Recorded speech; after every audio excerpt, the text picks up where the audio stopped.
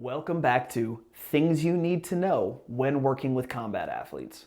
Today, I want to talk about the difference between flexibility and mobility. Now, flexibility is how far can that joint or tissue stretch before it snaps. So we think of that as what's called end range. Mobility is how far can I control that joint through movement before I can't personally move my leg, arm, or whatever any further. Easy way to boil it down, if I'm on a table getting worked on, how far can one of my therapists stretch my leg towards my face versus how far can I lift my leg up towards my face? Typically, there's going to be a discrepancy between the two. What we want to do with our training is try to even out that discrepancy or fill in that functional gap, which is what we call it, as much as possible. Now, this is extremely important because we want to make sure that athlete can use the range of motion as far as they can so we can use different positions in our combat sports.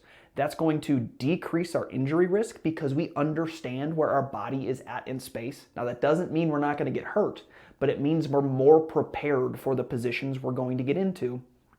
And it's going to allow us to use more strength. Because we understand the positioning a little bit better, we have better muscle recruitment through that area, and it allows us to explode or to use the different muscles in that joint's range of motion. Now, how do we train this? We can add it into our strength and conditioning. I love throwing mobility drills into the warm-up as an individualized warm-up, but really a lot of our meat and potatoes of training mobility is going to be through actual strength and conditioning going through full ranges of motion under load. Contrary to popular belief, that is the best way to increase mobility for most athletes. It's lifting through full ranges under heavy ass weight.